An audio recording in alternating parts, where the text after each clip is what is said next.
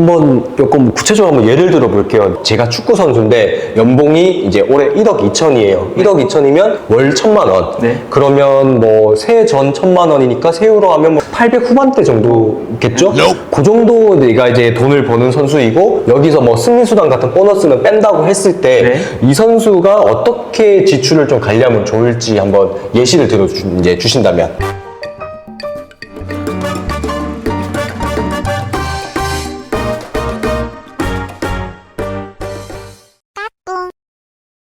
한국재무설계 정재영 재무설계사님과 함께 이야기를 나눠보고 있는데요. 이제 축구 선수들의 이제 저축에 대한 이야기, 그리고 세금 관리, 절세라고 하죠. 그 절세에 대한 이야기를 했는데 여기까지 왔으면 이제 어느 정도 내가 이제 그 현금이 좀 쌓이기 시작하는 그 단계까지 왔을 거라 생각을 하거든요. 그 단계까지 왔는 선수들이 이제 그 돈을 어떻게 관리해야 되는지 그런 것들을 좀 이야기 나눠봤으면 좋겠어요. 네.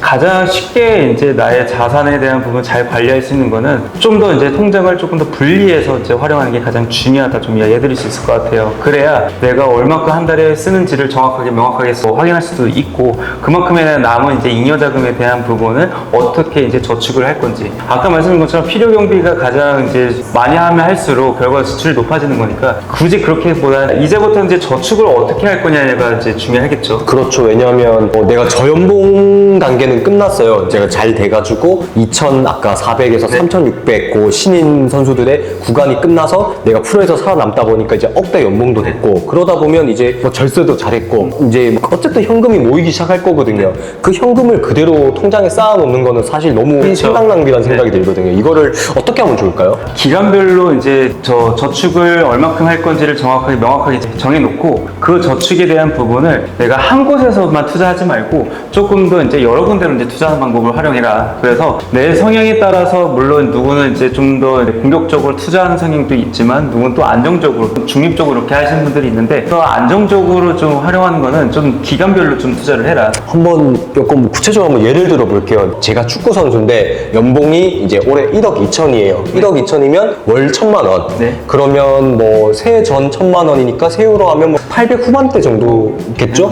그 정도 내가 이제 돈을 버는 선수이고 여기서 뭐 승리수당 같은 보너스는 뺀다고 했을 때 이 선수가 어떻게 지출을 좀 관리하면 좋을지 한번 예시를 들어 주신다면.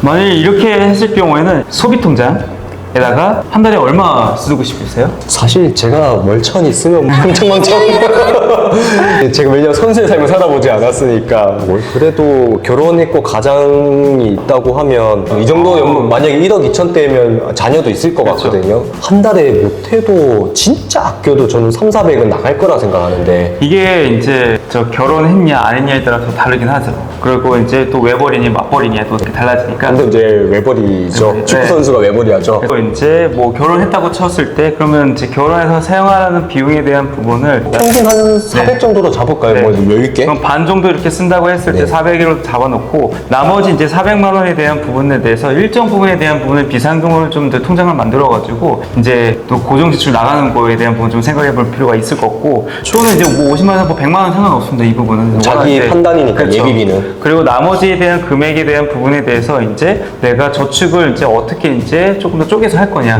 이거에 대충 따라서 350이 나오네요. 그렇죠. 잉여금이. 그러면 이렇게 했을 때 그러면 예를 들어 뭐 150만 원 정도에 대한 부분은 이제 은행 적금으로 조금 더 투자를 할 거다. 뭐 이렇게 할 수 있고 그러면 이제 200만 원 정도가 남는 거죠. 그 200만 원 중에서 뭐 100만 원 정도에 대한 부분은 이제 저 ISA 계좌를 활용해 가지고 조금 더 이제 비과세 부분이랑 저율세를 좀 활용해 보겠다 할 수가 있는 거고. 혹시 뭐 요게 막 ISL도 잘 모르시는 분들도 있을 네. 것 같거든요. ISL 계좌라는 게 어떤 건가요? ISA 계좌는 이제 개인 종합 자산 계좌라고 해가지고 우리가 증권사나 은행사에서도 할 수가 있는데 저는 대다수 웬만한 증권사에서 활용해라 좀 이야기할 수 있는데 이 ISA 계좌 같은 경우에는 기본 의무 이제 보유 기간이 이제 3년입니다. 3년 동안의 이 기간 안에 내가 뭐 펀드나 ETF나 뭐 국내 주식이나 뭐 채권이나 이런 거 다 담을 수 있는 계좌라고 생각하시면 돼요. 일반 이제 우리가 알고 있는 계좌는 그냥 단순하게 그냥 뭐 은행 계좌다. 그렇죠. 이런 생각을 할 수 있지만 IS는 네. 이제 IS는 아니죠. 뭐 IS는 조금이라도 세금을 절세해주는 그 계좌다. 네, 맞아요. 쉽게 이제 설명하면. 네네. 그래서 이제 이 계좌 안에서 발생되는 수익에 대한 부분은 200만 원까지는 비과세를 해주고 200만 원 초과분에 대해서는 9.9% 저율세율을 해주겠다. 그래서 ISA 계좌를 활용한다면 조금 더 이제 과세적인 부분에서도 더 절세할 수가 있으니까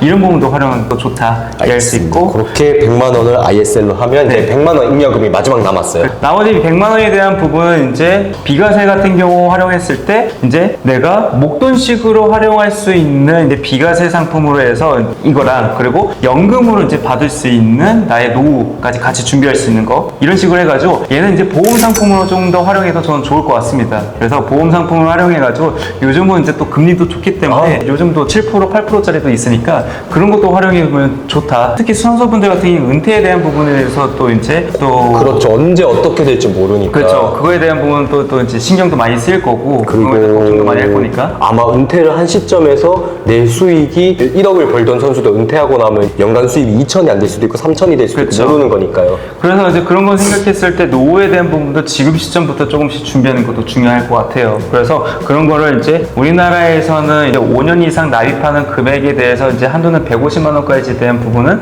또 비과세. 아까 IS 계좌는 이제 200만 원 초과분에 대해서는 또 9.9% 줄어들잖아요. 또 비과세 상품은 아예 매겨주지 않다는 거죠. 또 목돈 선수분들한테 또 이제 계약금을 또 이렇게 목돈을 이렇게 받잖아요. 그렇죠. 계약금도 있을 거고 그렇죠. 기본적으로 이제 경기를 해서 이기면 승리수당이나 이런 보너스들 특히 뭐 그렇죠. 우승했을 때 보너스들 네. 이런 것들도 있죠. 그러한 이제 목돈 같은 경우에도 내가 이제 비과세에다 넣는다고 했을 경우에는 또 1억까지는 비과세 적용받을 수가 있고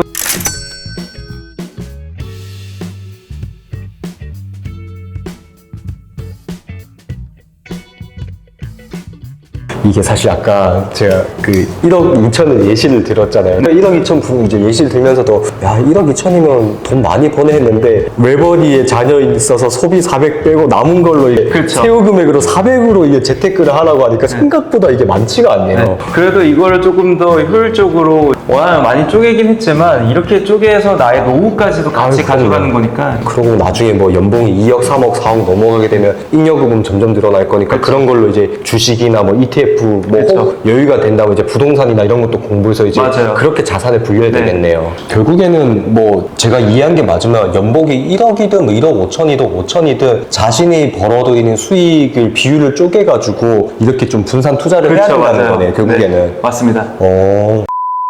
약간 이런 노하우를 좀 많이 알려주셨는데 그 축구 선수들이 사실 이렇게 지출 관리를 해야 되는 이유는 결국에 저는 그건 것 같아요. 우리 같은 직장인들은 이제 어쨌든 정년퇴직의 개념이 물론 많이 사라지긴 했지만 그래도 이제 조금은 길게 일을 하면서 돈을 벌 수 있는 그게 있는 반면에 축구 선수들은 정말 길어야 15년 그러면 30대 중반 요새는 이제 스포츠 과학이 발달해서 이제 30대 후반까지는 뭐 호날두같이 이게 뛰는 선수도 있지만 메시처럼 모든 선수가 그렇지가 않잖아요. 그러니까 그들이 은퇴하는 순간부터 그동안 벌었던 수익의 그 거의 반타작 이상 거의 반타작이 뭘까요? 거의 한 80% 이상 감소가 될 거거든요. 그래서 오히려 벌 수 있을 때 이런 거를 많이 해야 될 것 같아요. 저는. 이제 프로 선수분들께서 지금 나 이제 앞으로 은퇴 얼마 안 남았는데 이렇게 못하겠다 이것도 아닙니다. 결과적으로 지금 시점부터 해서 다시 한번 나의 이제 인생 포트폴리오를 어떻게 이제 잡느냐가 가장 중요하기 때문에 만일에 힘드시면 저한테 연락 주시면 영업 되게 자연스러우신데요.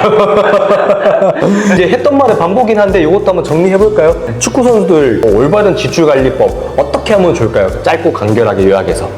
최대한의 지출이란 게 제가 많은 고객분들 상담했지만 이 지출 관리하는 것도 되게 어렵습니다. 그래서 짧게 이야기하면 그냥 내가 쓰는 소비 통장 따로 만들어 가지고 거기다가 나 한 달에 얼마큼 쓰겠다 딱 거기다 박아 놓으십시오. 이렇게만 이제 지출하시면 될 것 같고 저축 나 이만큼은 확실하게 하겠다 이 금액도 이제 저축 통장 따로 만들어 가지고 거기에서 내가 이제 기간별로 어떻게 투자를 할 거냐 거기서 절세 플랜을 어떻게 할 거냐 딱 이렇게 정해 놓으시면 좋을 것 같습니다.